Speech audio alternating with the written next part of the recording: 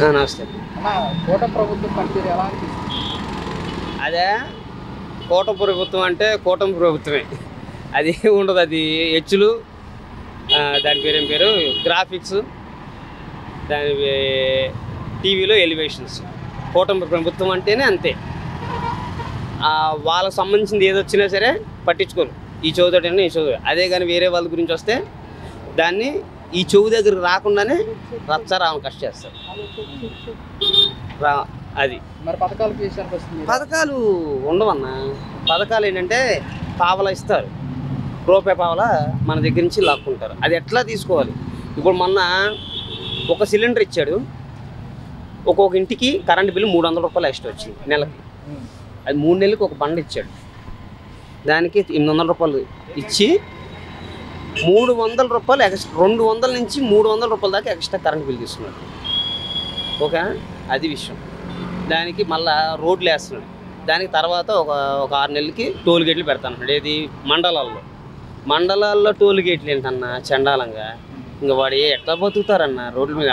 Car వాడు ఎట్టకి వెళ్తాడు, auto వాడు ఎట్టకి వెళ్తాడు. ఆటో వాళ్ళకి పాపం రూపాయి పాప వచ్చేది పాపం, వాళ్ళకి అది కూడా లేకుండా చేస్తున్నారు. ఎక్కడ పడితే అక్కడ కేసులు రాస్తున్నారు.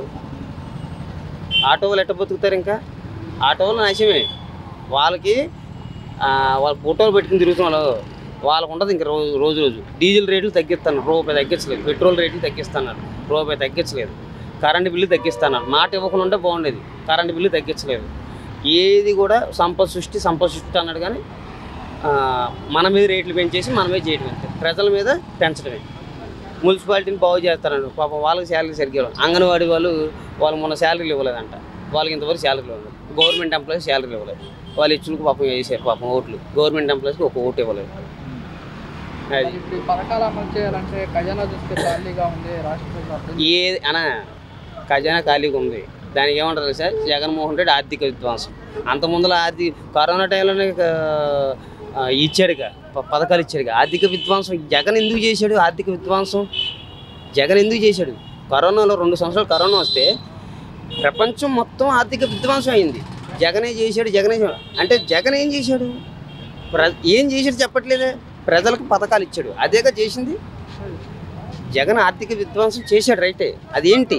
ప్రజలకి పథకాలు నువ్వు వచ్చింది దాని మీద కదా. ఆర్థిక విధ్వంసం ఏముంది దాంట్లో? విధ్వంసం ఏముంది? లేదు కదా. సరే, కూటమి ప్రభుత్వం పనితీరు మీకు ఎలా అనిపిస్తుంది? బాగుంది, వాళ్ళ సయోధ్య బాగుంది. ప్రజల క్షేమం కోసం అప్పు చేయకుండా ఇతర దేశాల నుంచి కానీ కేంద్రం నుంచి కానీ తీసుకోకుండా రాష్ట్రాలదే సరిపెట్టుకుని పరిపాలన చేయాలి. ఏ పథకాలు పెంచడం కానీ వాళ్ళకి నచ్చినట్టు పాతవి కొనసాగించడం కానీ చేయకూడదు. అప్పు చేసి చేయకూడదు. ప్రజలకు ఇవ్వాలని లేదు. వ్యవసాయం ఒకటే చూసుకుంటే చాలు. వ్యవసాయం రుణమాఫీ చేయాలి. పూర్తిగా ప్రతి సన్నకారు చిన్నకారు ప్రతి కౌలుదారికి కూడా న్యాయంగా వ్యవసాయం ఒకటే బాగా చూడాలి. ఇప్పుడు ప్రకృతి వైపరీత్యాలు బాగా వస్తున్నాయి. దాన్ని దృష్టిలో పెట్టుకుని వ్యవసాయం బాగా చూసుకోవాలి. కానీ ఈ పథకాలు అవి ఉచితంగా ప్రజలకు ఇవ్వక్కర్లేదు. అప్పు చేసి ఇవ్వకూడదు. అది గుర్తుంచుకుని పరిపాలన చేయాలి. కేంద్రం నుంచి ఇతర దేశాల నుంచి కంపెనీలు ఇవి మెయింటైన్ చేయడం కాదు. వ్యవసాయం చూసుకోవాలి, భారతదేశ క్షేమం చూసుకోవాలి. ఈ ఒకటి. మరి కొంతమంది ఏంటి, ప్రభుత్వం వచ్చి 7-8 నెలలు అవుతున్నా పథకాలు రావట్లేదు, గతంలోనే వచ్చినాయి అంటున్నారు కదా. పథకాలు కాదు కావాల్సింది, వ్యవసాయం ఒకటే. అప్పు చేసి పథకాలు చేయకూడదు. కేంద్రం నుంచి డబ్బులు పొందడం కాదు. రాష్ట్రాలు ఉన్నవి సరిపెట్టుకోవాలి, తీరుగా ఉండాలి. మరి ఇప్పుడు అమరావతి పూర్తి చేస్తామని సీఎం గారు అన్నారు, మీకు ఎలా అనిపిస్తుంది? అమరావతి ఊరినే కట్టడం కాదు, ఏమి పడితే ఉన్నవి సరిపెట్టుకోవాలి. ప్రభుత్వ కట్టడాలు ఆపుకోవాలి, డబ్బు వృధా. అట్లాగే అక్కడ కొత్తది ఇదేంటి ప్రాజెక్టు కడుతున్నారు, అది డబ్బు వృధా. అలాంటివి కట్టకూడదు ప్రాజెక్టులు. మరి ఇప్పుడు గత వైసీపీ ప్రభుత్వంలో వాలంటీర్స్ ఉండేవారు, ఈ ప్రభుత్వంలో వాలంటీర్స్ లేరు, మీకు ఎలా అనిపిస్తుంది? వాలంటీర్స్ అవసరం లేదు. ఈ పథకాలు దేనికి? ప్రజలకు అనవసరం డబ్బు ఎందుకు? వాళ్ళ బతుకు వాళ్ళు బతకాలి. వికలాంగులైనా వదిలేయాలి, వాళ్ళు ఏం చచ్చినా వదలాలి. ఈ ప్రకృతి వైపరీత్యాలు ఇవి రాకుండా వ్యవసాయాన్ని కాపాడాలి. ఈ ఒకటి. ఓకే సార్, కూటమి ప్రభుత్వం పనితీరు ఎలా అనిపిస్తుంది మీకు? ఇంతగా ఏముంది అందులోని? ఏం ఇస్తున్నాడా? ఫ్రీ గ్యాస్ బండ్ అన్నాడు, ఒక కలెక్షన్ ఇస్తున్నాడు, ఒక కలెక్షన్ ఇవ్వట్లేదు వాడు. అమ్మఒడు అన్నాడు, 1500 అన్నాడు, ఫ్రీ బస్ అన్నాడు, ఏదైనా ఇచ్చాడా? ఎత్తు కూటమి ప్రభుత్వం అన్యాయం. ఈ పథకాలు అమలు చేయాలంటే ఖజానాలో కొంచెం ఖాళీగా ఎత్తు కదా. అప్పుడు జగన్ చేయలేదంటే అప్పుడు ఆ దగ్గర ఖజానా ఉందా? అప్పుడు ఉంది ఆ దగ్గర. బాగా ఇచ్చేసాడు, అప్పుడు ఎలా ఇచ్చాడు? జగన్మోహన్ రెడ్డి ప్రజలకు ఆ పథకాలు ఈ పథకాలు పెట్టి ఖజానా ఖాళీ చేశాడు అనుకో. నేను చెప్తాను, వీళ్ళేం చేశారేంటి? వీళ్ళేం చేశారా? ఏం చేశాడు? ఎవరికా నీకు ఇచ్చాడా? అదే 150 ఇచ్చాడు, 50 ఎగదింగాడు. అందరికి ఇవ్వాలి ఇచ్చినప్పుడు. ఇప్పుడు కరోనా వచ్చినప్పుడు మర్చిపెట్టలేదాడు.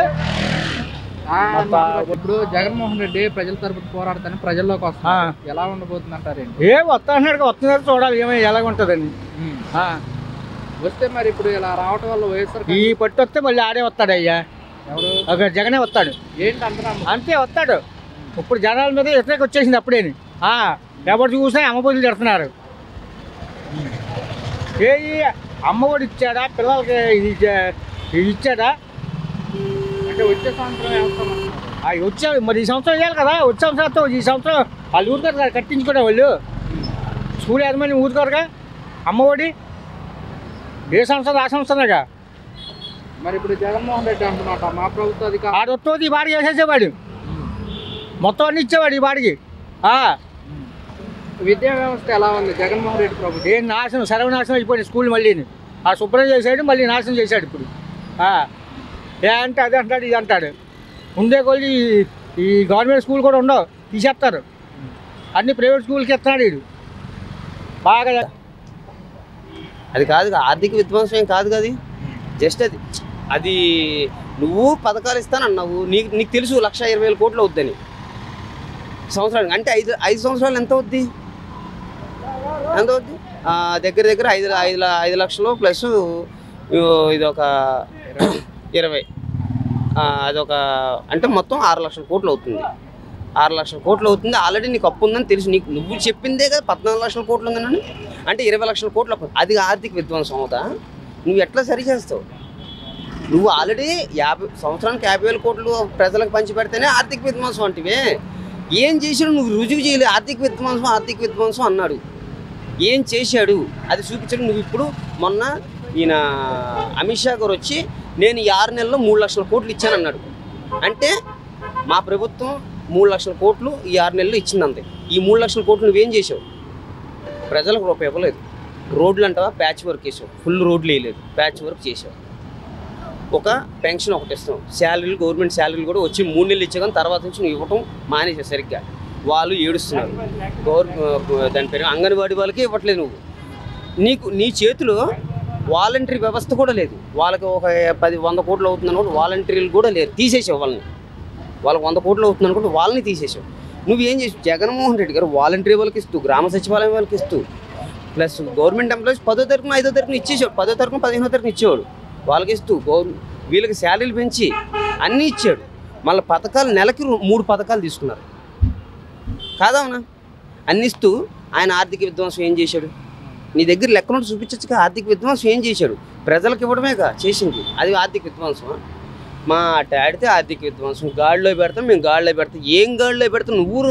నువ్వు గాడిలో పెట్టేవాడు అయితే రేపులు ఎందుకు జరుగుతున్నాయి? లాండ్ ఆర్డర్ని సరి ఎందుకు చేయట్లేదు?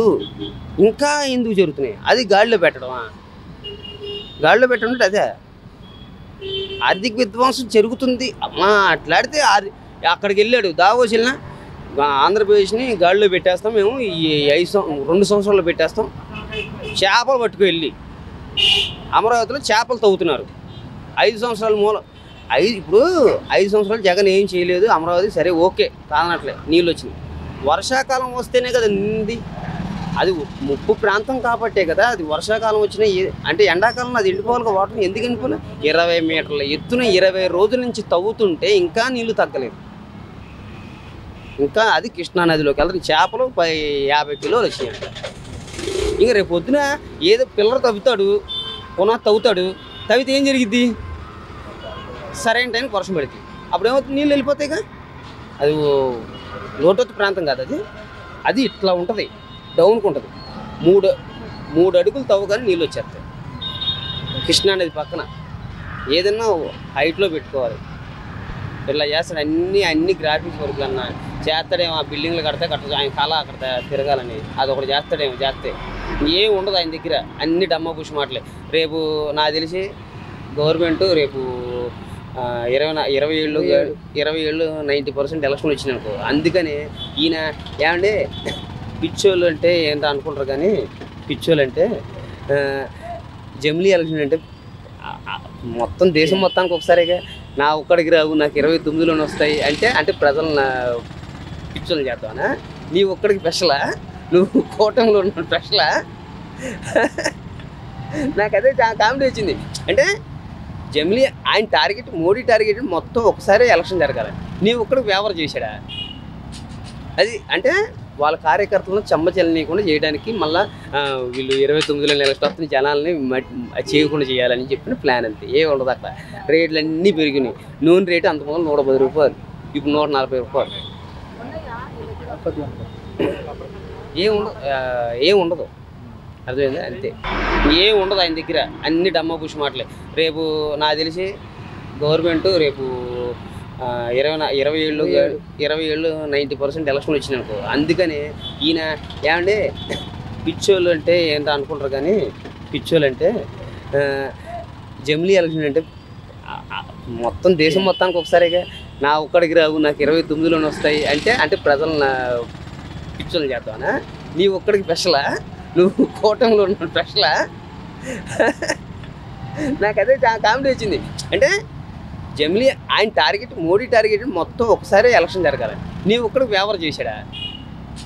అది అంటే వాళ్ళ కార్యకర్తలను చెమ్మచెల్లనీయకుండా చేయడానికి మళ్ళీ వీళ్ళు 29లో ఎలక్షన్ వస్తున్న జనాలని చేయకుండా చేయాలని చెప్పిన ప్లాన్ అంతే. ఏ ఉండదు అక్కడ. రేట్లు అన్నీ పెరిగినాయి. నూనె రేటు అంతకుముందు 110 రూపాయలు, ఇప్పుడు 140 రూపాయలు.